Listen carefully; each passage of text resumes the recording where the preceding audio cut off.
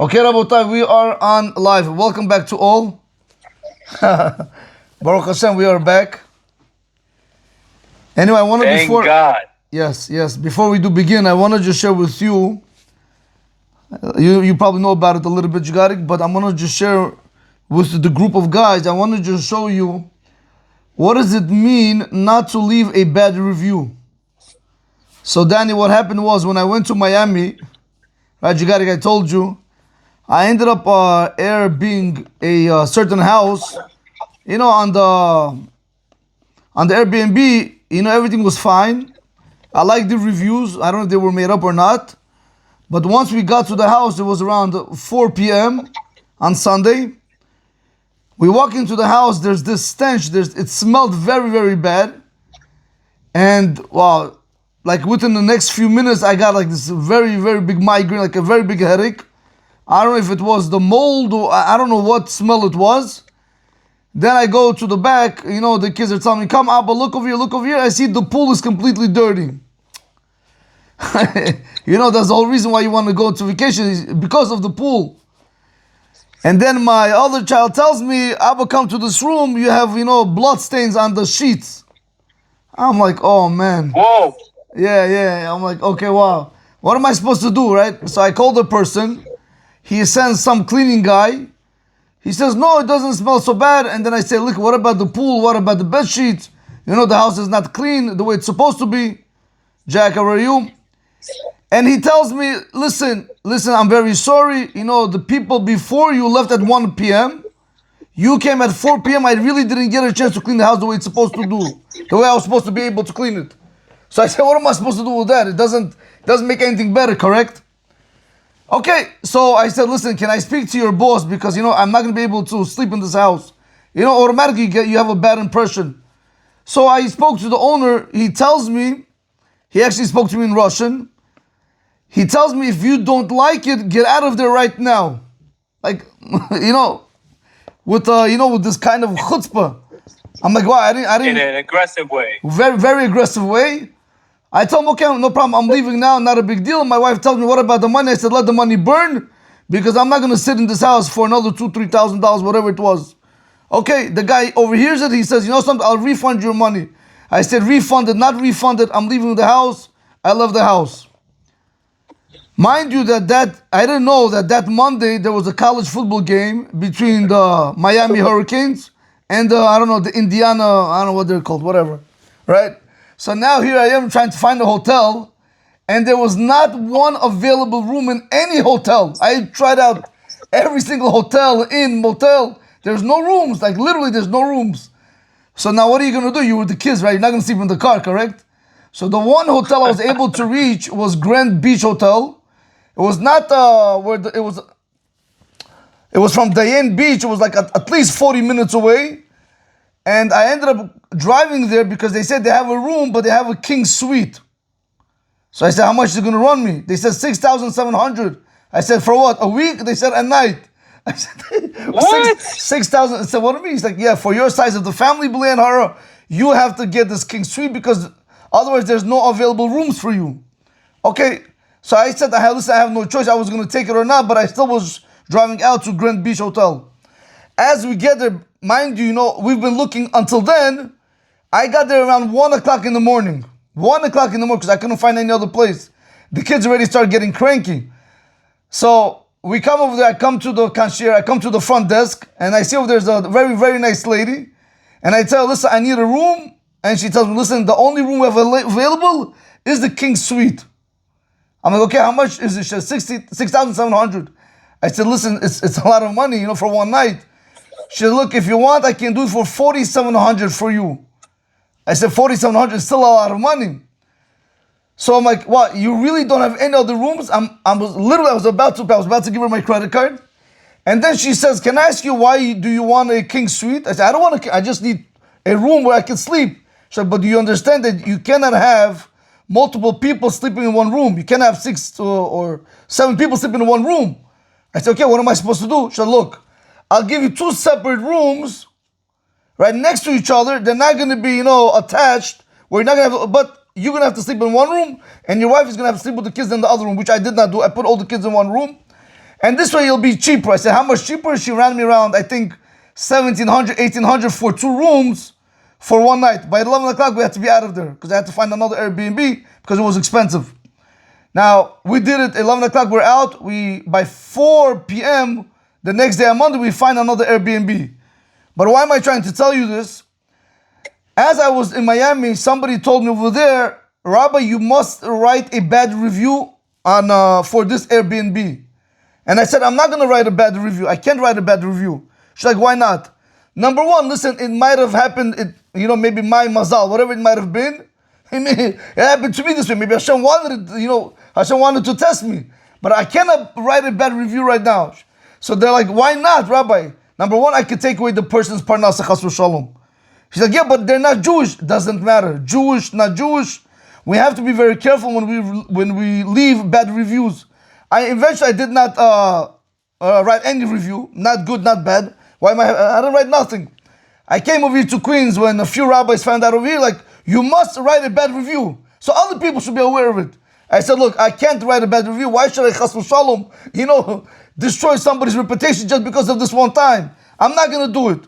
Now, I did not do it. So somebody asked me after, somebody very close asked me, Rabbi, why are you so, stubborn on writing a bad review? And I explained to the person, I said, today you have people, they're not careful with what they say. They're not careful with what content they put on the web. They're not careful with what do you call these, when they leave these reviews on a certain business or on a certain item or on something. We don't realize that these things can damage people's reputation, lives, marriages, children, chas v'shalom. For what? For $2,000, I'm going to have to sit in Gehenom after because of this thing? No, I'm not going to write it. So therefore, no, I'm serious. Listen, why would you want to ruin somebody's reputation? Imagine if that wasn't, That is a very unique way of looking at things. I gotta tell you. I agree with that. No, you got to be... I agree with that. Yeah, no, you guys always got to be careful. Sometimes you go to a restaurant. We went to one restaurant. Again, I don't know what happened against Yeshiva week, and everything was just packed. And again, when you're with little kids, it's a little bit more different because they're very agitated. But you want to leave a review for the restaurant that it was not good. We can't do that. Again, you have to remember the circumstance, the situation. Always try. This is what we learned when we were in Miami, when we had the We Learn. This is what we learned. Dan kol adam et al kav zchut. Every single person, you have to judge him favorably. You understand? Even I don't know the person, even though he was aggressive with me, I had every reason to write out on him, I had every single reason. But it's not the way, it's not the Jewish way to go ahead right now and bad mouth, chas v'shalom, other people. We got to be careful. Remember, that review is going to stay there forever. It's not coming off until I take it off, correct? And who knows how many people are going to see it. Say 10 people and they don't get that house because of me. Now what? I'll be responsible. I cannot even cause somebody financial loss indirectly, you understand? Anyway, so we got to be very careful. If I'm going to the house, I want to know. Say it again? If I'm going to the house, I want to know. You guys are not going to that house because I got that house particularly because of the pool and the jacuzzi. Otherwise, I wouldn't get it. I got it because of that. Whatever. And I was again. Let's say restaurants, Rabbi. Let's say restaurants. There's a review system for a reason. If it's good food, good service, you write a good review. Right. If you don't like something, you go up to the owner, you speak to them, you understand? There's a reason why there's civil court, there's a reason why, we could speak one to another. You don't necessarily have to write a bad review right away. Even though sometimes they say, write whatever you want, it doesn't mean anything. We have a Torah that tells us how you have to be careful not to make anybody lose their parnasa. You got to be very, very careful with other people's feelings. It's very important. Even goyim, how much more so the goyim? So they can lose their parnasa just because of somebody else? Of course, if I write right now in the review that the house was dirty and there was blood stains on the sheet and the pool was filthy, who's going to take that house after me? Nobody. Yeah, but parnasa is spiritual, no? Somehow. Yeah, I understand, but people, that's good Rabbi, for you to calm yourself down, not for other people's pockets, yeah. What if you're helping us not fall into the same trap? You're not going to fall there. If you're going to fall there, unless you come to me That's what I'm saying. You're not going to fall there. You guys are definitely not going to take this house. Listen, if you fell for it, we could fall for it. I doubt it. No. It's a very, very slim chance you guys are going to get the same house that I got. I'll tell you one thing I did learn from this vacation, that next time I go around, B'ezrat Hashem, I think I have to spend, much more money, I think, and try to really, really have someone go and see, the property, or maybe speak to the owner in advance, because it was literally galut, just you come in with the luggages, you come out. You go to another hotel, you come out. You go to another Airbnb, it was like mamash exile. Okay. In any event, Baruch Hashem, that past, I don't know, vacation, not vacation, I hope my wife, my kids enjoyed. But for me, it was something more than experience. Okay, fine. Guys, I want to share with you today, it says in Mishlei, in Proverbs, it says, Ashrei Adam mefachet tamid. Praiseworthy is the person that's always afraid. Afraid of what? It's a verse in Mishlei. Afraid of what? Praiseworthy is the person that he's always afraid. Afraid of what? Jigarik. Wow. Why? What Afraid does a of person Hashem. have to always be afraid of? Say it again. Afraid of What should a Hashem, no? person should always be afraid of? Correct. Afraid of the day of judgment. Jigarik. Now you speak like a rabbi, Jigarik. You should always be afraid. No. Wait, should you be afraid of God always? Right, but I'm not speaking about that. I'm asking right now. It says that praiseworthy is the person that is constantly, he's always afraid. Every single day he's worried about, this situation, a certain situation. Now you're right, Jigari, that's one thing to be afraid about is Judgment Day, but a lot of us are not afraid of that. A lot of us don't even We're think not about it. afraid of that. We're just not thinking about it. We That's don't, the right, problem. okay, No, fine. We don't think about it, correct. But he says we're praiseworthy the person that he's always afraid of, constantly, he's afraid of this. What could it be? Dying? Well, no. I mean, No, people don't think be dying? about dying. So there's the Gemara Masechet Berachot towards the end. It brings down over there that a person should always be concerned, always be afraid that he might forget his learning Torah. You guys are with me? But there is another book which I saw today. I was very surprised to see that he wants to learn that this verse is going on something else. It's called Chazon Yeshayahu by Rabbi Pinto. And he says something very fascinating. A lot of us are afraid of doing something wrong, correct? How many of us are afraid of doing something right? Why would you be afraid? Nope. Say it again. Why would you be afraid of doing something right if you know Okay. it's right? none of us. Okay. Unless, So, Ariel, let me ask you a question like this. When you daven in the morning, when you put on tefillin in the morning, correct? Does it come into your mind that maybe you're doing the mitzvah the wrong way? No. Never. If I'm doing it, I think it's right. Why? Correct. What about if you are, davening Shemona Esrei? Are you? Does it come to your mind maybe you're not davening with the proper concentration? That sometimes does cross my mind. But what's the point? What are you trying to get at? So he comes here and he says that the rabbis of blessed memory, they want to learn what does it mean mefachet tamid? What does it mean that you should always be afraid of? From what? Sheifachet al davar mitzvah la'asota kitikuna. You should always be afraid to do a mitzvah the way the rabbis of blessed memory instituted it. A lot of times when it comes to doing mitzvot, we do mitzvot by rote without even putting our being, our essence into the mitzvah. For example, when I put on tefillin, right? Do you think I'm fully I'm constantly thinking about the tefillin? Do you think I think about all the laws about tefillin?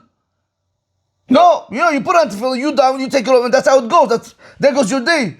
But how many of us are afraid that once we put on the tefillin, not to check our phones, not to speak with the tefillin on, meaning mundane speech? How many of us not to have any bad thoughts? Sometimes I think about stuff like that. Right. So he says this is a healthy form of being afraid of. When I put my tefillin on, I'm always thinking about if I'm doing something wrong in between, or something I shouldn't be doing, or something that I should be doing that I'm not doing. So I have that. So that, Danny, is a healthy mindset. When we are concerned that we should be doing the mitzvah the proper way. For example, whenever we eat bread meals, right? We have to say Birkat HaMazon. How many of us say Birkat HaMazon word for word with concentration? Except Jigari. I see Jigari says it because he says it in English, so he says it with concentration. But people that say it in Hebrew, it's like automatic by us, right? How many of us are concerned about it? But this is a healthy form of fear that we have to be afraid. Are we really doing what Hashem wants from us 100%? Is the mitzvah being done to its fullest? Or are we doing the mitzvah, no, halfway? Rabbi, I heard something crazy. I heard that davening Birkat Hamazon is very, very powerful. It is. What's the depth behind it? What's the reasoning? So there's only two mitzvot which are from the Torah, and one of them is Birkat Hamazon. Even though the text of Birkat Hamazon is from the rabbis, but the V'achalta v'tzavata v'rachta, the source is from the Torah. And the other one is Shema Yisrael Hashem Elokeinu Hashem Echad Ve'ahavta et Hashem Elokecha. Those two prayers are from the Torah. But with Birkat Hamazon, the rabbis of blessed memory say your whole sustenance, your whole parnasa is dependent on Birkat Hamazon. If you're able to say Birkat Hamazon with kavanah, you should know you'll never lack parnasa the rest of your life. Wow, it's that powerful. It's very because again, remember you're what are you saying? You're saying Hazan, you're saying Hashem. You're the one that feeds everybody. You believe in Him, not in yourself. You believe in Hashem. When you believe in Hashem, it's a different ball game. Birkat Hamazon is very powerful. When it says that we shall be satiated and you're not full, and you're still saying Birkat Hamazon, you're like lying, no? No. So today the satiation is really. Even if you, again, depends, but today the measurement is, in order to be able to Birkat Hamazon, even if you're not satiated, if you ate 1 ounce, which is about 27 or 28 grams, we're going to say that's also good enough to obligate you in Birkat Hamazon. But satiation could even mean 54 grams or 56 grams. You don't have to really be fully satiated. It's the text that's from the Torah. It says, V'achalta v'tzavata v'rachta. You say, and I ate and I'm satiated and I'll bless you. A lot of times when a person he eats, he becomes satiated. What happens? He forgets about Hashem. When things are good in our life, we forget about Hashem. So comes in the Birkat Hamazon that don't forget about me, bless me. Anything you want to first bless me. Thank you for clearing that up, Rabbi. No problem. So Rabotai, so over here he says over here, therefore he says, L'chen b'chol mitzvah minhag. Therefore, when it comes to doing any mitzvah or any custom that you have, whether it's big, whether it's small, he says make sure you do it with fear and trepidation. Not like you're afraid, but make sure that you have the presence of Hashem in front of you, and you should never take anything lightly. Jigarik. When it comes to saying the blessing of Shahakol, it shouldn't be light in your eyes. When it comes to davening Shemona Esrei, it shouldn't be light in your eyes. Any given mitzvah, whether it's honoring your parents or going out and helping somebody, any mitzvah that you're doing, you want to try to do to the fullest. You want to try to live that mitzvah at hand. Like, Jigari, can I ask you, when you're davening Shemona Esrei, do you really feel you're speaking to God? Like you speak to your wife, do you feel that? No, I have my moments. Most of the time, no. So Most of the time, I feel like I'm a robot. Right. So this is what we want to try to reach. When we're davening Shemona Esrei, you want at least in the first bracha, at least when you say the first, line, when you say, Hashem, open my lips so I can praise you, at least with that you want to feel that, Hashem, you're the only one that can help me. Like you're listening to me, Hashem. Do you know that there's a halakha in the Shulchan Aruch that says you're not allowed to have anyone that should pass in front of you. I don't know if you know that. Like if I'm davening Shemona Esrei right now, you cannot come in front of me. You know that or not? Right. Why not? Why can't you? Because Hashem's presence is in front of you. Literally in front of me. You're speaking to Hashem. It's literally in front of me. That's what they say. When you're davening, your eyes should be to the ground, or you should be looking into the sitter. But you should never look straight, because then in the way you're looking at Hashem, you understand. People when they're davening Shemona Esrei, they're always their head is like a windshield wiper, always looking left and right. You can't. You have to look. I'm serious, because Hashem is in front of you. I never thought of it that way. Yeah, but that's the whole thing. That when you have that sense, that HaKadosh Baruch Hu is in front of you, that Hashem is always watching you, it's a different game. It's very different. What about? Go ahead. Sorry. What about repetition when the chazan is repeating? What type of kavanah? What are you supposed to have then? Nothing. The Shulchan Aruch says all you have to do is listen to everything that he says and answer Baruch Hu, Baruch Shema, and Amen. Make sure that you answer to every one of his blessings. Over there, it's a little bit more problematic because over there it's worse. If in the middle of the Shemona Esrei, let's say I want to take out a book, for example, you got it, correct? In the middle of the repetition of the Shemona Esrei, I'm sorry, and I want to learn, the Mishnah Berurah says, don't do that. Don't do that. Why? Because somebody else is going to see me do it now. He's going to, 1 second, the rabbi's not paying attention. Why do I have to pay attention? He's going to go on his phone. The other guy's going to speak. The other guy's going to start reading the newspaper. So all of them right now are not answering because of me. And you know what I fell under which category, Jigarik? I just made the massive sin. You understand?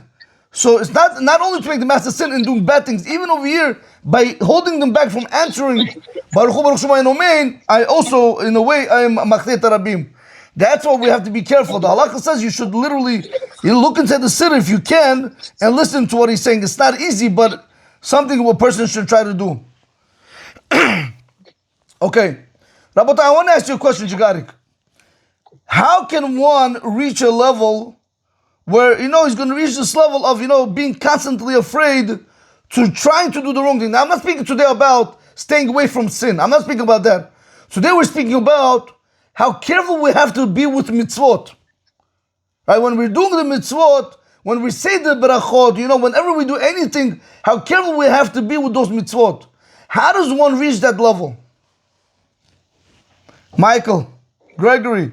Rabbi, isn't doing a mitzvah, you should be happy doing the mitzvah? Of course, who said when I say over here you have to be afraid, it's not afraid like you're afraid of police. It's more it's more respect that you're giving to HaKadosh Baruch Hu. You're so excited, you're so happy, but it's done with respect. It's like when your child, your little child, he runs and he sees Abba. Of course. He's happy to see you, but at the same time, huh? Of course, you do it with bullshit panim, with a shamed face. Correct. But I'm trying. You have to be happy. 100%. You have to be happy. But at the same time, we have to understand. You have to be also serious. You cannot be lightheaded. You understand? You cannot come out of that mind frame. You want to try to be happy, but at the same time, understand that you're serving God. God forbid, if a person is in court, he's not happy and he has a serious frame of mind. Or Hashem wants you to be happy because you're doing mitzvot. But at the same time, just remember who you're serving. I'm not here to play. You're doing a mitzvah which is going to benefit your neshama. I was thinking today, Aaron. Who is the most cruel person in the world? Who can be the most cruel person in the world? Who? Last time we said about the mother and the father, correct? Who's the most cruel parent to the child? Who is it? The mother. Why? She's always, let him sleep, let him this, always being easy on the child. The father on the hand, what do you mean? Let him get up, let him go down, let him learn, let him work, correct? We put all the pressure on them. The mother always takes, and that's the problem. Anyway, that's something else, but Jigarik. So wait, you're saying because mothers are so much more lenient, they're more cruel? They're building weak children, yes. They're not allowing the child to progress. There's no discipline. Now, I don't want to say, you could have discipline, but they're not allowing the child to progress in life. They have to wake up for Shacharit 7, 8 o'clock. No, let him sleep. What do you mean let him sleep? He has an obligation to get up, to put on tefillin, to say Shema at a certain time, to daven Shemona Esrei at a certain time. Just like you go to work, you have an obligation. He also has an obligation. What's going to be tomorrow, Jigarik? What is going to be tomorrow? Right. I hope he's not listening to my shiur. I got a phone call about 2 weeks ago. Somebody's getting married, Jigarik. And he says to me, I'm afraid that they're going to get divorced after the first week. I say, why is that? He says, because his son is almost close to 30. And you know what time he wakes up? Take a guess, Jigarik. 11, 12 o'clock? Yeah. And what's going to be? Now, the girl thinks he's religious. He looks religious. But he wakes up late. 11, 12 o'clock. That's a problem. And now if she's going to tell him to wake up, there's going to be fights in the house, huh? But this counts as malkodet, no? Well, I didn't hear what you said. What? It counts as malkodet, no, Rabbi? Like a trap. No, I don't care. No, that's his problem. I'm not gonna go here right now and make I don't I don't know the girl, But the father called me. He's like, what am I supposed to do? What am I supposed to do? I said, you have to make sure that your son understand what it means to wake up early in the morning. No girl likes to see her husband until 11 o'clock, not davening, not learning, not working. Who's gonna like this? It's not gonna be good. That's where all the problems arise. I had a girl, literally, they got divorced with a few children. I'm not going to say how many children because I don't want nobody to catch on to it. With a few children because the wife would always tell the husband, get up, go to work, go pray, go learn. It's a problem. The wife is not a supervisor. She didn't get married to sit there and supervise you. She got married to build a family. She got married to raise the children, not to raise you. You're the husband. You have to support. You have to provide for her. Now she has to sit there and worry about what's your next step going to be. If you're going to go to work or not. You got it. So who can be the cruelest person? Your boss. No, bosses are nice. They pay you. You got it. Why should they be cruel?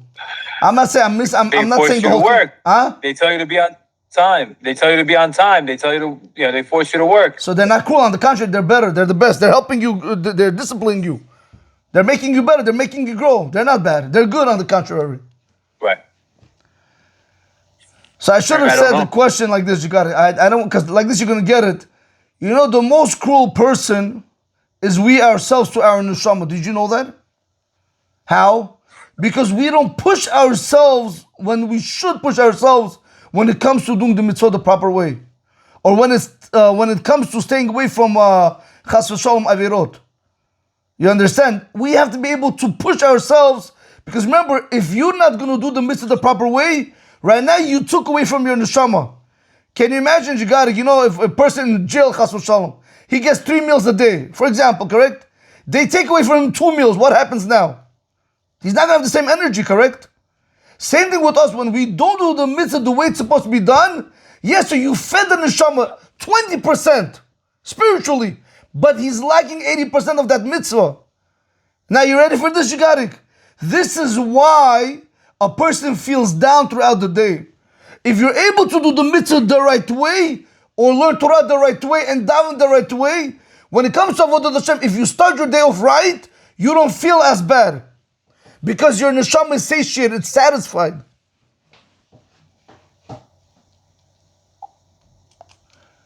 You fed it. Correct. You fed it the proper way, correct. You gave it its basic vitamins that it needs to continue throughout the day. Rabbi, question: does the spiritual neshama affect the physical being? 100%. Does it say that explicitly anywhere? Yes, the Gemara says clearly that we have 248 limbs and 365 sinews in the body. So whenever something in your body hurts, that means it's pertaining to one of the limbs that you're not taking care of. For example, if your hand hurts, that means you're doing something not correct with your hand. If your eye hurts, if your head hurts, that means you're thinking improperly, you understand? Or the Mishnah says that if a person has aches in the body, that means he's not saying Shema with kavanah. Because every single word in the Shema corresponds to one limb of the body. If you're able to say Shema correctly, it's going to heal your body. Because remember, because your body's not going to feel any pain unless the neshama feels pain. Once the neshama feels pain, it sends the signal to your body. But we think it's our body. We take Tylenol to kill it. It's not our body. It's not our body. It's our neshama telling you, I need spiritual food. Instead of taking the Tylenol, go do a mitzvah, learn Torah. That's what the Gemara says. If you have a headache, learn Torah. You have a toothache, learn Torah. You have a body ache, learn Torah. Automatically, it's going to make it go away. I did not know that. No, it's very powerful. When it comes to doing mitzvot, it is very important that we do it the proper way. And I'm not going to tell you it's easy to do. It's not easy to do, but this is the battle. It's not only to do the mitzvah and get it out of the way. It's how we do the mitzvot.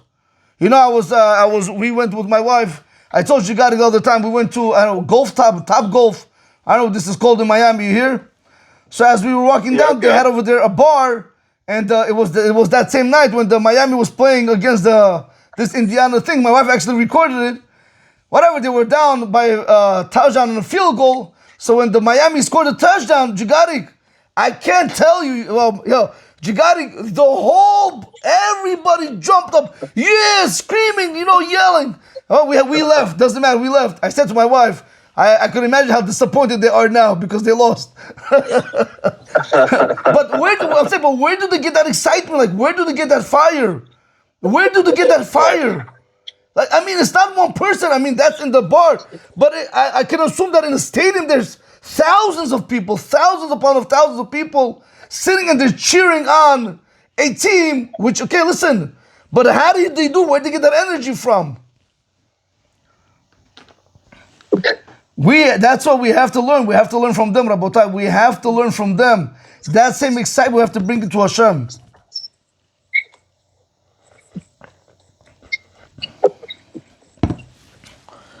Okay, Rabotai, I want to share with you this before we conclude.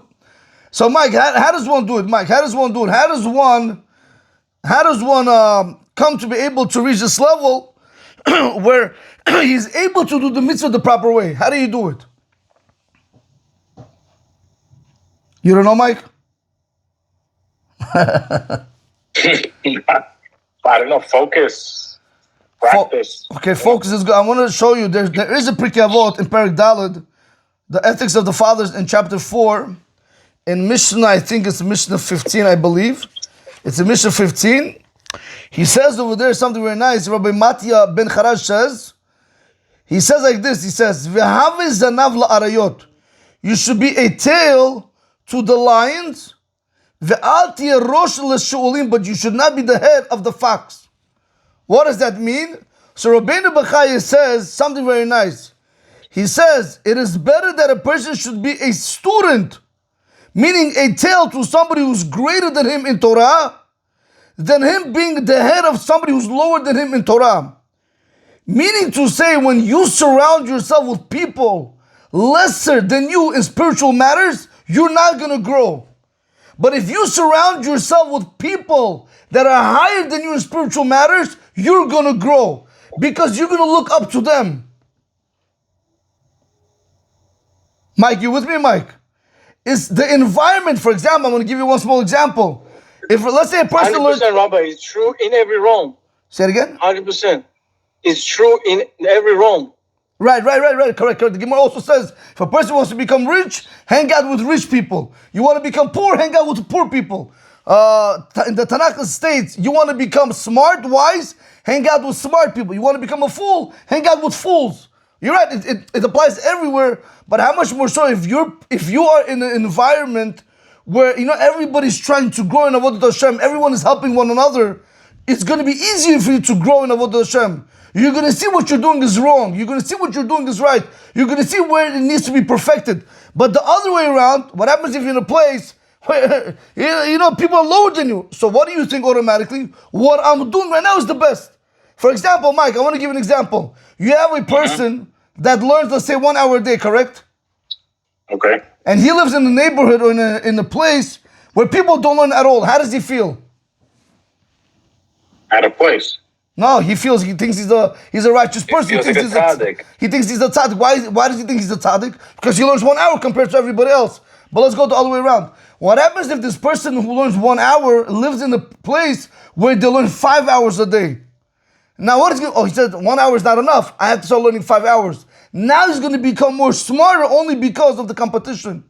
Competition is what's going to make us great, but the right competition. I agree. You understand? So that's why if a person wants to be able to reach levels in Avodat Hashem, we have to be very careful who our surroundings are. If our surroundings are people that don't value Torah, don't expect to grow. It's going to be very hard. You're going to try to tell them to do something correct. Before you can heat them up, they're going to cool you down.